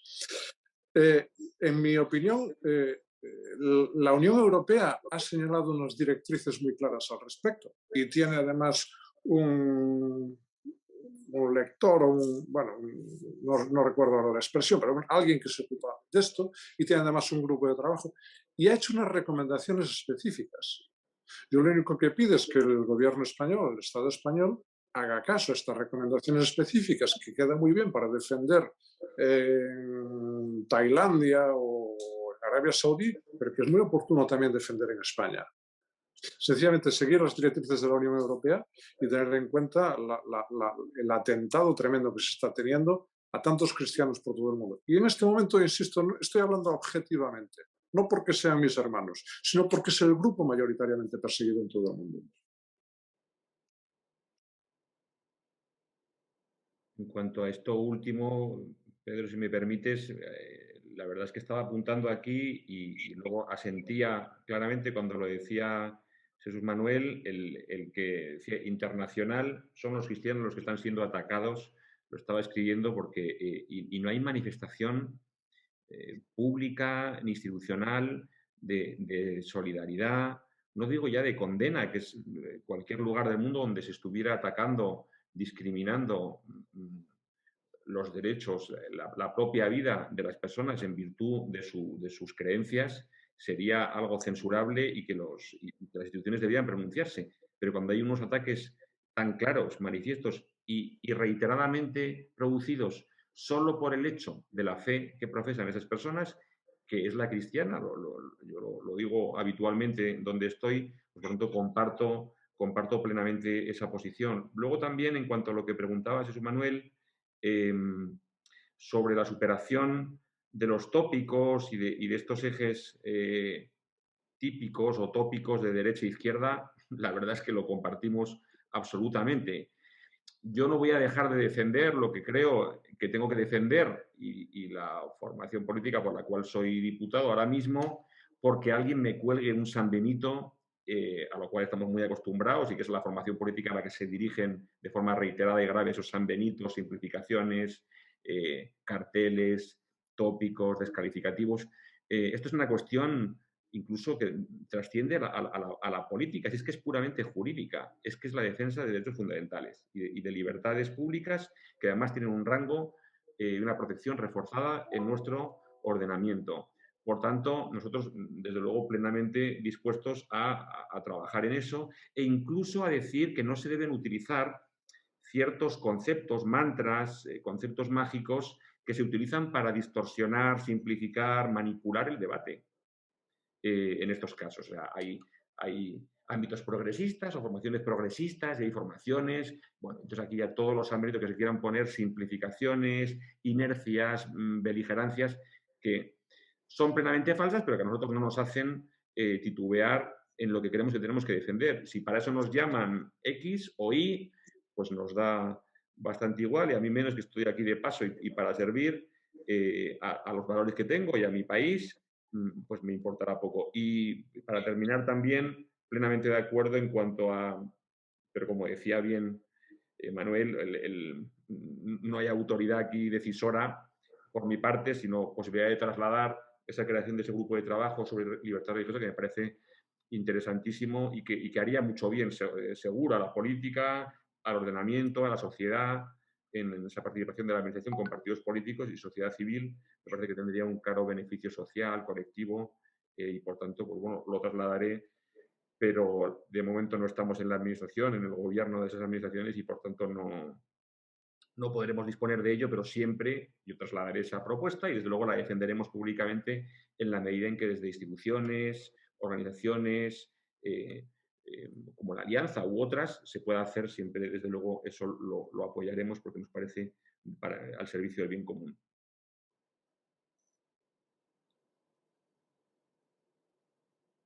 ¿Puedo hablar? Sí, sí. No, Eduardo. No, Juanjo, por favor. Solo una cosa, alguna pequeña, como lo que ha dicho Jesús antes sobre los clichés, y que decía Pablo ahora mismo. Yo soy un cliché, desde aquí. Al final soy ya no represento a nadie, representándome a mí mismo. Hay ocasiones en que me siento una rara avis en determinados entornos.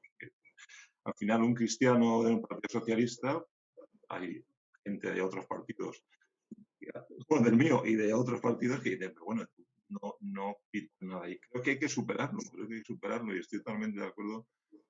Al final, esos clichés lo que hacen es debilitar los partidos y debilitar la sociedad. Cada uno debe tener conciencia de lo que pueda ser y no tratar de colgar sandwiches o clichés como otros habéis visto anteriormente. Yo creo que soy el principal defensor, como he dicho antes, del laicismo, de la lectura positiva y de que no existan esos clichés de progresismo o conservadurismo, dependiendo de... Y eso se simultanee con una religión o no, o con un ataque a una religión o no. Yo creo que tenemos que superar todo eso. Hay que ser una sociedad mucho más madura y más con una formación mucho más superior a eso, más profunda.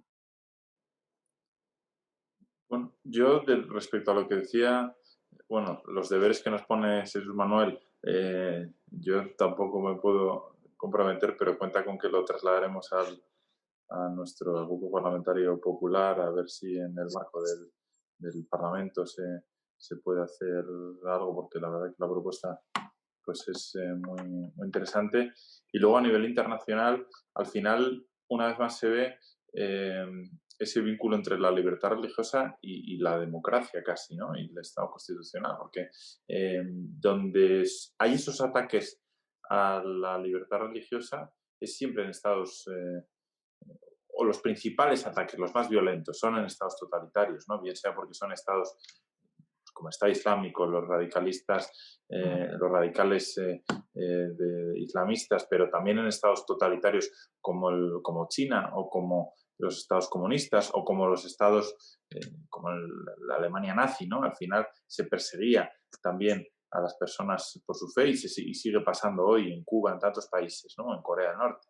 De manera que ahí se ve cómo hay una vinculación entre totalitarismo y persecución de la libertad religiosa. Y por eso yo creo que como cristianos, como protestantes vosotros, en mi caso como católico, tenemos que ser defensores del sistema democrático, porque eso es lo que nos permite poder vivir nuestra fe de verdad, ¿no? Aunque algunos piensen que cualquier tiempo pasado fue mejor, pues la fe verdadera, que es la que vives porque lo quieres, no porque te lo impone nadie, eso lo podemos hacer en los estados democráticos, ¿no? Y por eso también como creyentes pues tenemos que defenderlo. Luego está la cuestión de si la democracia tiene mejor o peor calidad y de cómo podemos ganar en calidad democrática y por tanto cómo dentro de una democracia sin esas asesinatos, prohibiciones que hay en los países totalitarios, podemos trabajar para agrandar ese espacio de la libertad en general y de la libertad religiosa en particular, ¿no? Pero lo primero es que haya democracia, si no, no hay nada. Una pregunta para Juan José Longarela. dice que le agradece el esfuerzo de hacer el hecho religioso transversal en la ideología política, pero le preguntan por qué la izquierda suele ser contraria en general a la expresión religiosa y al cristianismo. ¿Qué opinas en este sentido? Bueno, no sé qué izquierda, supongo que ahora izquierda radical o izquierda, no lo sé, que sea en contra. No entiendo que nadie, ni de izquierda ni de derechas, esté en contra de. Yo creo que cada uno tiene que tratar de vivir su religión o su vida trascendente como buenamente pueda y le enseñen y no creo que haya que estar en contra de nada. Ya, no hace muchos años había una estadística de los votantes del Partido Socialista, el 70% se declaraba católico, se declaraba cristiano, ¿no? Entonces, creo que hay una gran masa de gente que probablemente vive su cristianismo con un mayor o menor compromiso, o como le quieran llamar, como se decía antes, practicante, ¿no? O algo así. Pero creo que no existe, que puede haber una minoría que a mí me afecta y que probablemente cuando yo me presento en el Partido Socialista o en un entorno donde, bueno, pues en principio no parece que un cristiano o la gente piensa o debería o considera que un cristiano no debería estar, al final la gente me dice, pero tú no sé si deberías estar aquí. No entiendo que eso suceda y creo que debería dejar de suceder y debería, como he dicho antes y como decía antes, Jesús Manuel, yo creo que hay que superar esos clichés y hay que tratar de ser respetuoso. Incluso como antes se ha comentado al principio y Vox o el PP han hablado en contra de la ley de educación, creo que ahí creo que había más cosas que tratar en ese tema religioso, en esa ley, que probablemente pues por otras razones pues no se han tratado correctamente o no se han decidido hacer según qué cambios para favorecer eso. Yo ahí en algunas cosas también puedo hasta disentir incluso. La pregunta para Vox es en relación con libertad religiosa, si no ven el tema de colegios concertados católicos como un adoctrinamiento religioso, en el sentido de tener la religión católica como parte de la enseñanza. Pregunta si gobernase, si mantendrían la enseñanza pública, y también en el mismo sentido preguntan sobre lo que se ha llamado en la campaña la islamización. ¿Cómo ven ellos el Islam o la religión islámica dentro de la libertad religiosa? Vale, pues mire, la primera pregunta sobre el adoctrinamiento en la escuela, o sea, si mantendríamos la escuela pública, por supuesto que sí.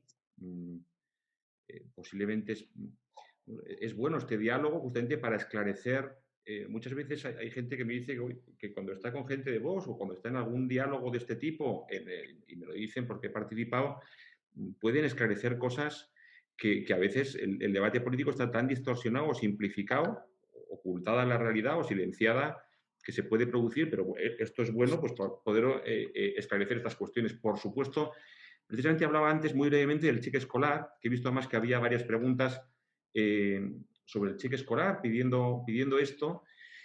Sería precisamente la solución de plena libertad y de ausencia de adoctrinamiento por cualquiera de los motivos. Es decir, el cheque escolar permite que cada ciudadano pueda disponer de una cantidad para poder elegir el centro escolar en el que quiere que sus hijos estudien, de acuerdo con cualesquiera características que el centro tenga, que pueden ser su concepción religiosa, moral, que puede ser la especialización del centro, que puede ser especialización en materias de idioma, en materias de metodología. Entonces, el cheque escolar, precisamente al que alguno es que solucionaría, estoy convencido que solucionaría gran parte de los problemas que tiene culturales, jurídicos, sociales, políticos de España, dando esa libertad, precisamente haría que primero permitiría que los centros de mayor calidad y de mayor adecuación a las necesidades y demanda ciudadana libre existieran, se pudieran crear y pudieran subsistir, la ley CELA ataca justamente eso, ataca el concepto de demanda social, ataca, es decir, que un centro sea deseado por los ciudadanos, entra la administración a decir, a parcelar territorialmente, a poder decidir qué centro. Entonces, es que no somos partidarios de los conciertos, es que los conciertos fueron una primera trampa de ataque a la libertad. Por tanto, lo que sí que terminaría el cheque escolar es con los conciertos, que son una trampa en la cual han entrado muchos centros concertados,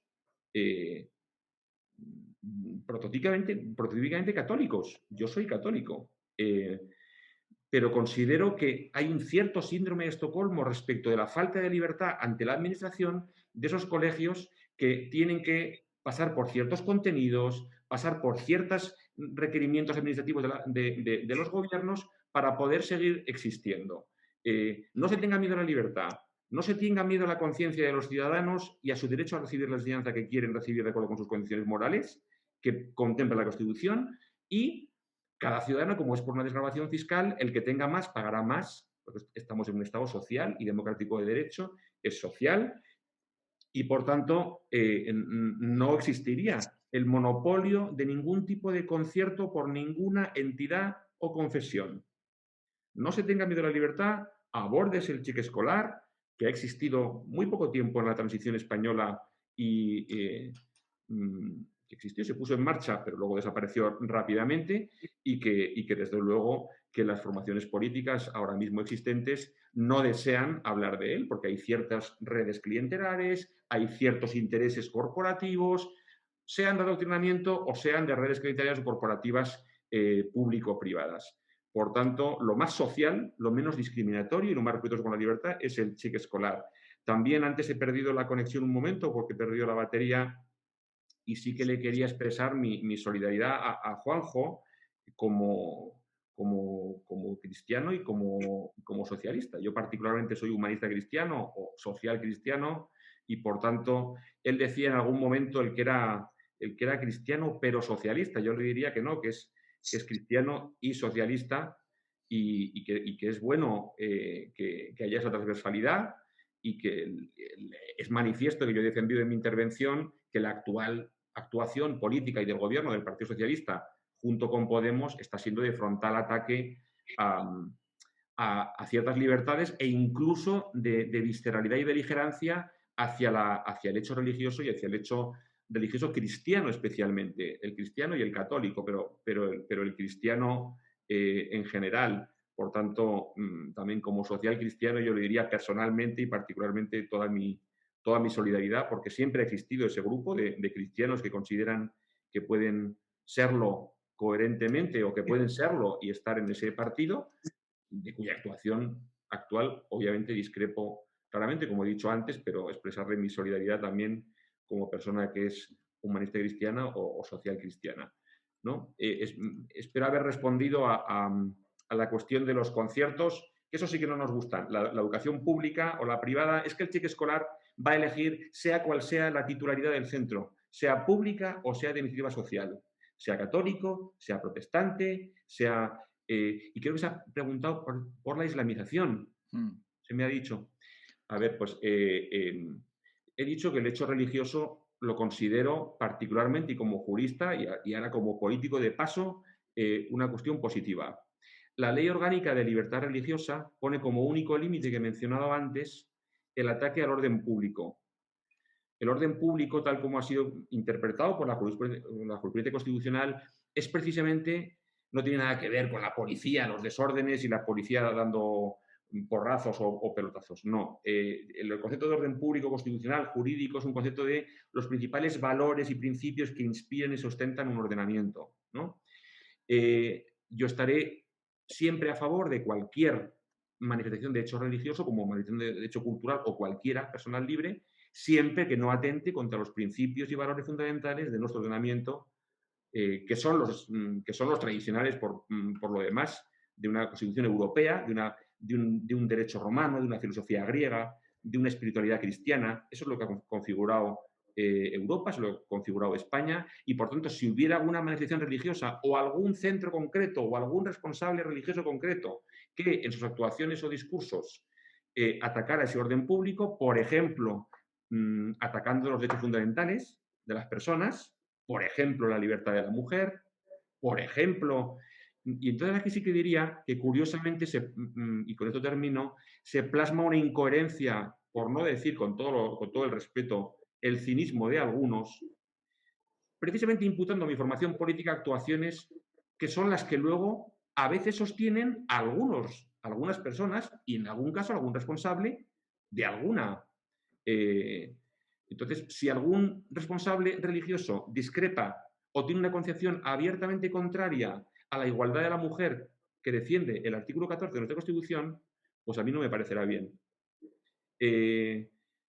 O si sostiene que en virtud de la orientación sexual de alguien, como hacen donde gobiernan, se puede atentar contra su vida y colgarlo de una grúa. Eso no me parecerá nunca bien porque me parece atentatorio a la libertad, a la vida, a la integridad física, a la libertad religiosa, de conciencia. Por tanto, eso no me parecerá bien. Y en ese sentido es en el que se puede hablar, y se habla a veces, de islamización. Espero haber aclarado la duda y si no, pues dispuesto de todo corazón a aclararla más todavía. Muchas gracias. Entonces, hay una pregunta que es casi una propuesta. Habla de la realidad en cuanto ahora que se ha aprobado la ley de memoria histórica, ¿por qué hay esa ausencia de recuerdo de lo que fue el exterminio de los ciudadanos españoles de fe protestante desde la Inquisición al franquismo? Calculamos 300.000 personas, más que la pandemia del coronavirus, y que mientras se celebran, por ejemplo, actos en recuerdo de la Shoah, ¿por qué no hay esta integración de esa memoria perdida de españoles que sufrieron la muerte o el exilio en la vida política, en la vida pública española?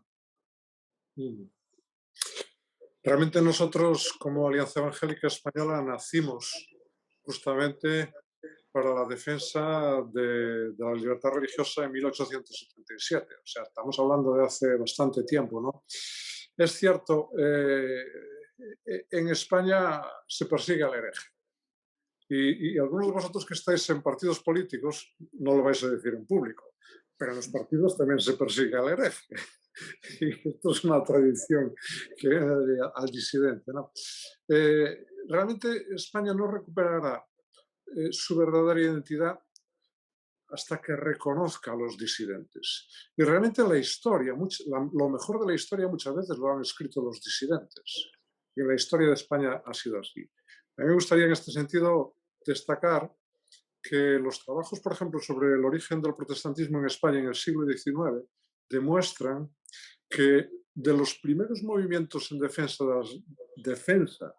de los derechos civiles surgieron dentro de la minoría protestante. Cuando yo estoy diciendo esto, no estoy reclamando nada para nosotros, estoy reclamando algo para el acervo, para lo mejor del acervo cultural de este país. Cuando estamos recuperando memoria histórica de esto, no es que estemos dándole ningún privilegio a los protestantes.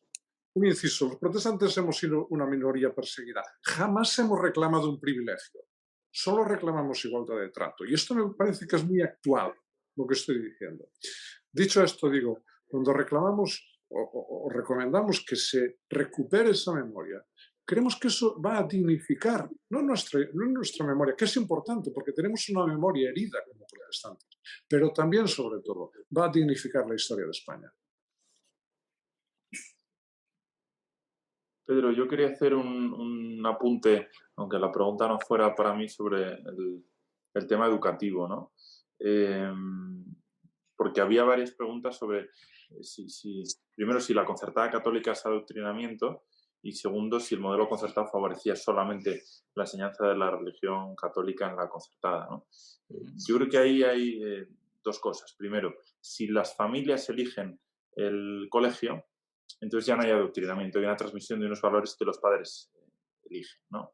Otra cosa es que te impusieran aprender religión católica o una ideología determinada en una escuela única, ¿no? Pero una vez que tienes el modelo de la pública y de la concertada, las familias pueden elegir. Ahora, cuando se dice, no, es que la escuela concertada es mayoritariamente católica, pues es verdad que para que se pudiera elegir totalmente, pues tendría que haber escuelas también evangélicas o judías o lo que demandaran las familias, ¿no? Y ahí la clave de la ley CELA, nosotros sí defendemos el modelo actual de escuela pública y concertada, creemos que no era un modelo conflictivo, creemos que esa genera un problema donde no lo había y que lo que deberíamos haber centrado el debate educativo era en otros aspectos como cómo mejorar la calidad educativa, cómo mejorar la enseñanza del inglés, cómo enseñar a los niños disciplinas que van a ser imprescindibles en el mundo del futuro, por robótica, programación, y todos esos debates quedan perdidos en asuntos divisorios, ¿no? Y conflictivos. Entonces,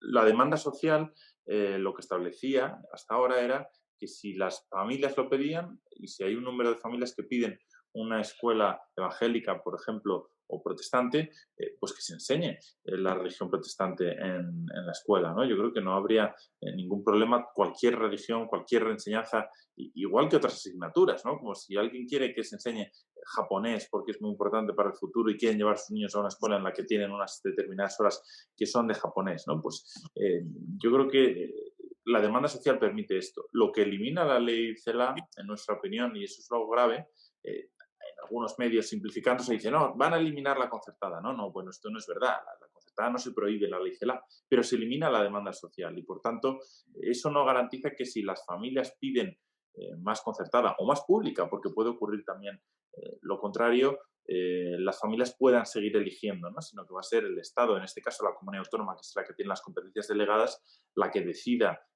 en lugar de las familias dónde van a ir sus hijos, ¿no? Y nosotros creemos que esto al final es achicar la libertad individual en España. Voy a hacer ya una última pregunta para no abusar de vuestra paciencia. Es interesante, el Gobierno plantea la necesidad de sustituir la actual Ley Orgánica de Libertad Religiosa por una ley de conciencia. ¿Hasta qué punto es necesario este cambio y qué elementos debería incluir esta nueva ley caso de ir adelante?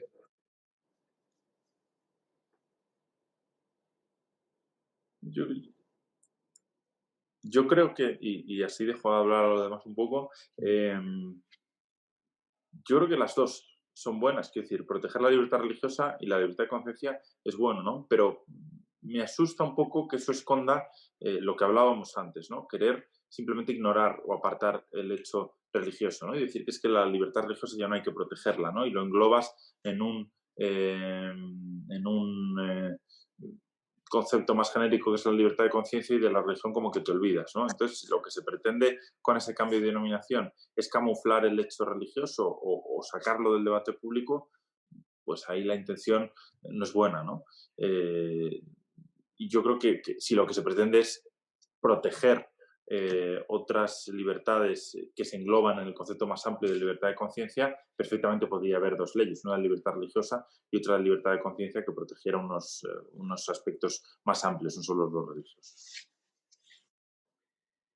Y yo diría ahí que me escama la intención del Gobierno cuando tenemos una ley orgánica de libertad religiosa que instauró en España una ley modélica, sí, una ley modélica internacionalmente con una verdadera libertad religiosa de un régimen que era confesional a otro que pasó a ser aconfesional, que no quiere decir que sea beligerante, sino que reconoce, promueve el hecho religioso, ¿no? Pero el peligro de este planteamiento, habría que ver cuáles son los términos, pero por la praxis, no hay que prejuzgar nunca, pero bueno, la praxis de iniciativas legislativas que este Gobierno llevando al BOE iniciativas y planteamientos de un extremismo que antes, vamos, era solo propio de algunas tertulias, con perdón, frikis sobre política y sobre concepciones prácticamente abandonadas, pero que se están llevando al BOE como iniciativas legales. Uno de los peligros posibles, habría que verlo sin prejuzgar nada sobre qué se quiere, pero uno de los peligros que la terminología podría acarrear es precisamente el postergamiento del hecho religioso solo a la vida privada, cuando el hecho religioso, la práctica religiosa, como parte de una vivencia personal, también tiene una perspectiva comunitaria, de grupo, de iglesia, Tiene, por tanto, una plasmación en el culto que está siendo restringido indebidamente con ocasión de la pandemia, como antes he dicho. Yo he preguntado al Gobierno de Madrid, no solo, sino al Gobierno de Madrid, al cual hemos facilitado su elección, pero creemos que siguiendo indebidamente una inercia del Gobierno de España, está limitando, por ejemplo, el aforo a un 30% en vez del 50% en lugares de culto respecto de lo que se exige en lugares de práctica deportiva indoor o lugares de ocio nocturno. No entendemos por qué en un lugar de práctica religiosa, de culto, en un oficio protestante, en una misa católica o en cualquier celebración que tenga lugar de culto religioso, supone una mayor posibilidad o probabilidad de contagio y de expansión de un virus de acuerdo a circunstancias objetivas, verdaderas, científicas, y no responde a una inercia o a una intención de aprovechar, como se está haciendo, la pandemia para la discriminación y el ataque a ciertas cuestiones, por ejemplo, la libertad de culto, que es una plasmación esencial de la libertad religiosa. Es decir, que la libertad religiosa también existe en el ámbito público, en lugares, espacios públicos, en la televisión, que se ha querido atacar, que se instauró al principio de nuestra democracia de forma plural, clara, plena, y que se ha querido atacar por este gobierno, por ejemplo, la presencia en medios, en centros o en lugares públicos de la propia religión como plasmación de un derecho fundamental de la persona que también tiene esa plasmación comunitaria colectiva. Por tanto, no sé qué necesidad hay ahora de tocar esa ley, que fue, como he dicho, la primera ley que desarrolló un derecho fundamental en España. La primera ley orgánica, que como sabrán los derechos fundamentales del 14 al 30 precisan de una ley orgánica en su desarrollo, y además son derechos que tienen una protección especial, de amparo constitucional. Esta fue la primera que se desarrolló en 1980. Por tanto, esperemos al contenido, pero no es la libertad de conciencia es fundamental. La objeción de conciencia está precisamente en el origen de los estados de derecho y de grandes creaciones filosóficas, morales, religiosas, jurídicas, pero no es solo una cuestión de conciencia, tiene una plasmación en el espacio público, la libertad religiosa. Muchas gracias. Juanjo, ¿ibas a decir algo?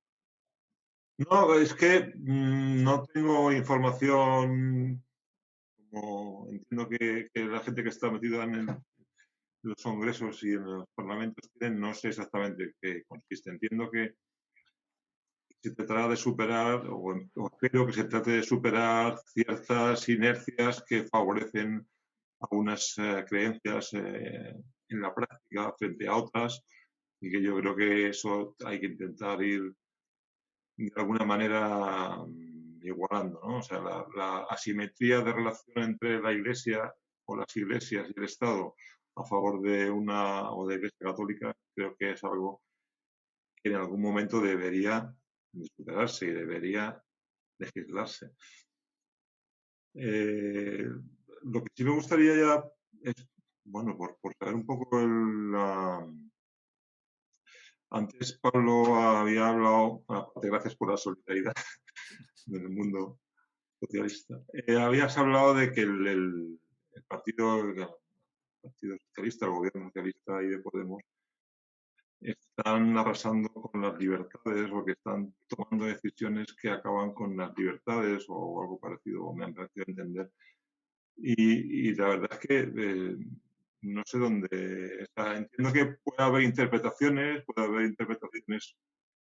en cuanto a la ley de educación, por ejemplo, que creo que hay más puntos de acuerdo que de desacuerdo. Lo que pasa es que como siempre suele ocurrir, y siendo que estamos hablando de un tema de libertad de expresión o de expresión en general, siempre soy más partidario de la moderación, la profundidad, y del tuit y de los extremismos y de los mensajes fáciles que utilizan todos los partidos políticos. Entonces, no sé, aparte de todo eso, o sea, no sé a qué te refieres exactamente. Me gustaría por lo menos tener una cierta esboza, así en un minuto, porque ya son las 9:20, si se puede, exactamente qué es lo que ves.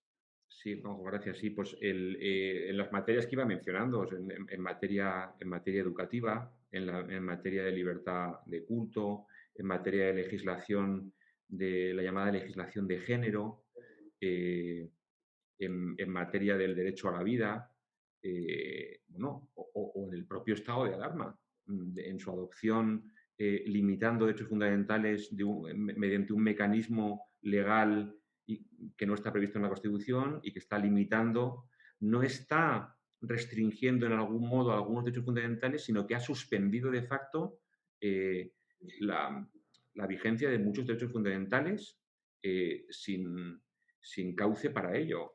Me parece que hay una manifestación de cierto dicho con todo el respeto, incluso con todo el cariño que te lo pueda decir, en la medida en que bueno, pues tú posiblemente a veces es posible que soportes pues los golpes de un sitio y de otro, ¿no? De un lado y del otro, internamente incluso, que a veces son los que más duelen, y luego desde fuera, pues porque...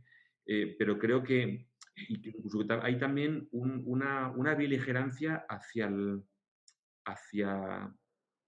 concepción cristiana, tanto ideológica y personal como organizativa. Es decir, que esto antes solo se hacía en momentos muy viscerales, pues para mover un poco la cuestión en momentos electorales, pero ahora me parece que es un motus ya reiterado de ataque, es decir, que la principal preocupación en un momento en que están muriendo muchísimos ciudadanos, en que tenemos una situación de salud gravísima, con más de 100.000 muertos, en que estamos se nos está abocando una situación de ruina social y económica, que la preocupación principal del gobierno sea la despenalización del enaltecimiento del terrorismo,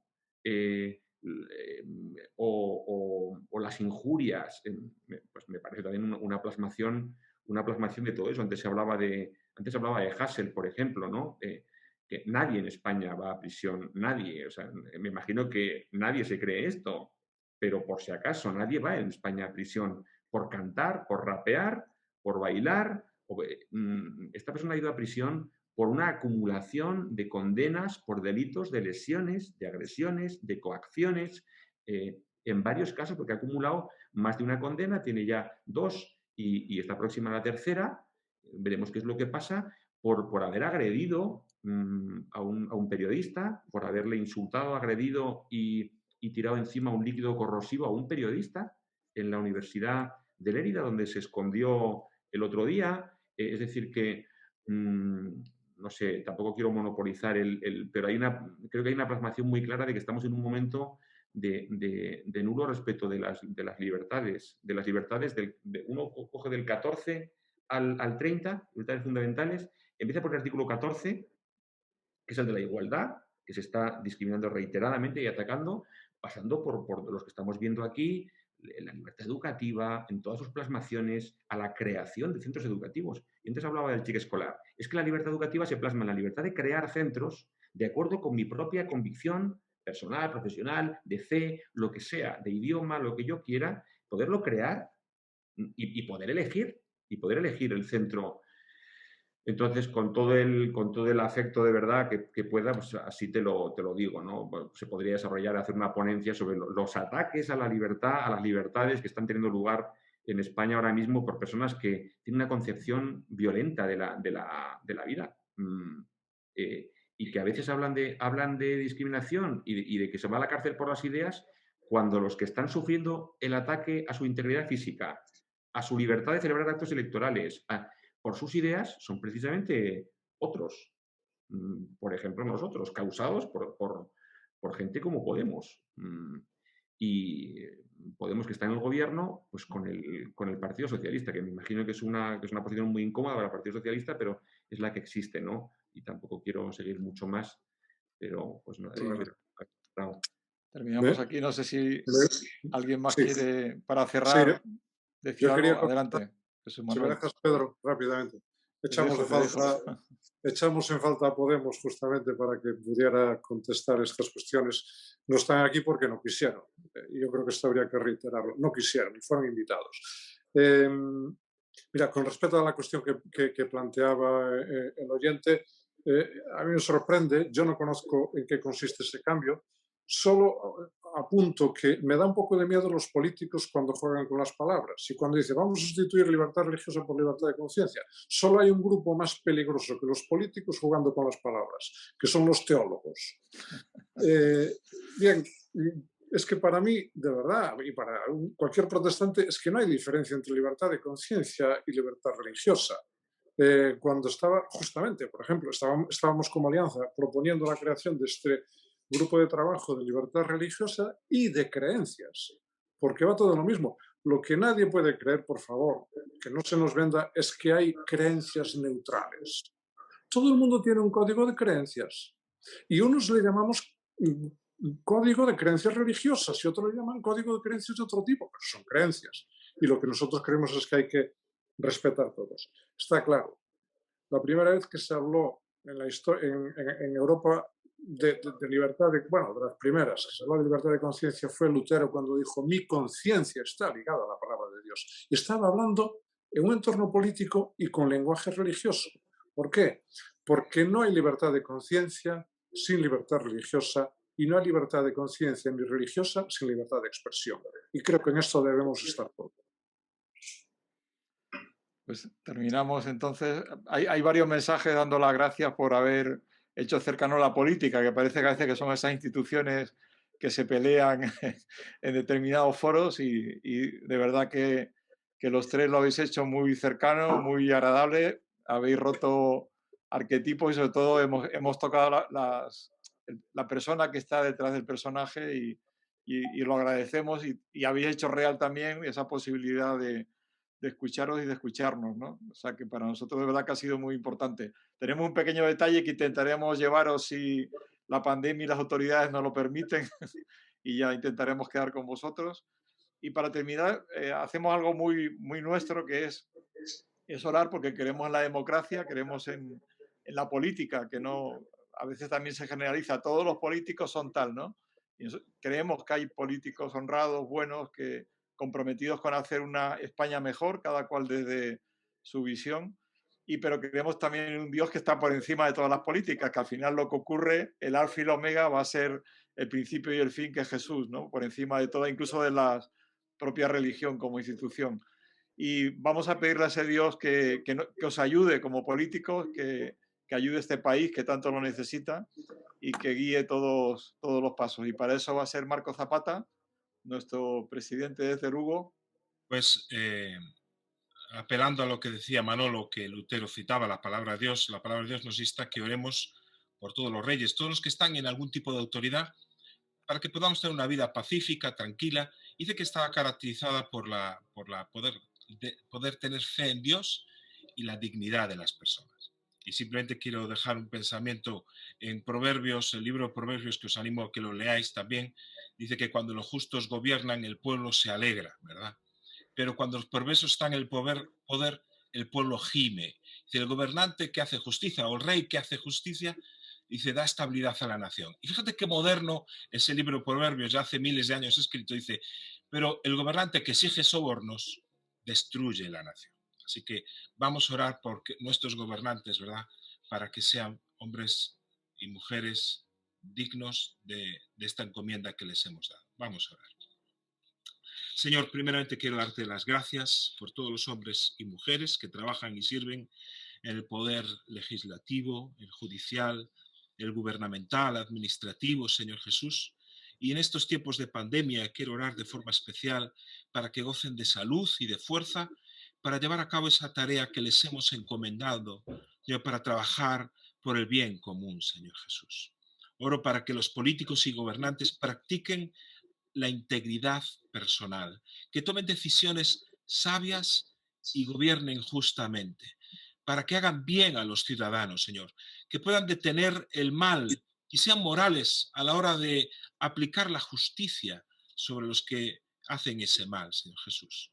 Oro para que puedan administrar la economía con cuidado, con prudencia, de modo que se genere trabajo y que los más desfavorecidos, de forma especial, sean atendidos en sus necesidades, de forma que se genere un ambiente de paz y de justicia y promuevan la dignidad humana en todo momento.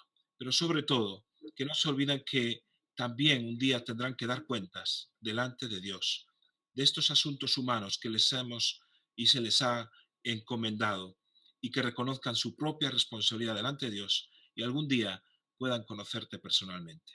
En el nombre de Jesús te lo pido, Padre. Amén. Muchas gracias. Muchísimas gracias. Ha sido un placer y bueno, aparte de todas las personas que han estado, lo difundiremos en nuestros medios y ha sido muy grato, un encuentro de verdad que recordaremos siempre como algo entrañable y guardaremos en nuestra memoria.